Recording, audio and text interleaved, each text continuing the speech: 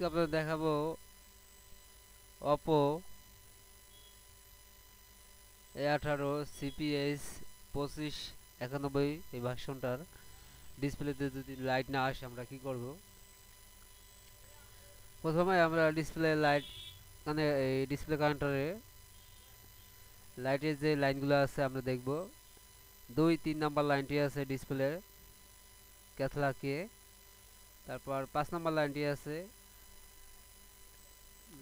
LED এ, 2-3 number line হচ্ছে LED কে, 8 নম্বর লাইনটি হচ্ছে সিএবিসি। আমরা প্রথমে লাইনটি রিডিং দেখব, লাইনটি মিসিং আছে কিনা, কত রিডিং থাকবে। রিডিং দেখার জন্য আমরা ডিসপ্লে কারেন্টে চলে যাব।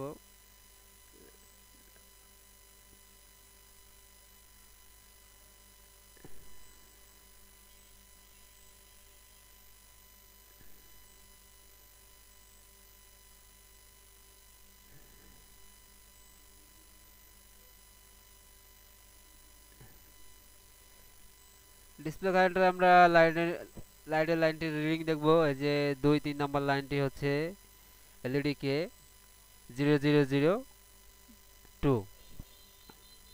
2। তারপর আমাদের 5 নাম্বার লাইনটি আছে, 5 নাম্বার লাইনের এলইডি এ রিডিং হচ্ছে 0.578। তারপর 8 নম্বর লাইনটি আছে, 8 নম্বর লাইনের সিএবিসি রিডিং হচ্ছে 0.564। আমরা রিডিং দেখলাম। তারপরে আমাদের ডিসপ্লে কারেন্টার থেকে যদি রিডিং ঠিক না থাকে, লাইন মিসিং থাকে, তা আমাদের কোথা থেকে লাইনটা আনতে হবে। এলইডি কে এখানে লাইনটা পাওয়া যাবে। তারপর এটার লাইন এখানে পাওয়া যাবে। তারপর আছে এলইডি এ।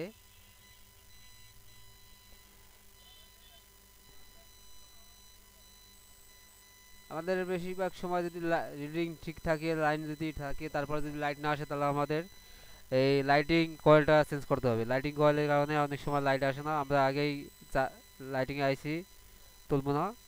এই বিপিএস পাওয়ারটা আমাদের চেক করতে হবে। আমাদের এই এসএমডি এই সিরামিক্সের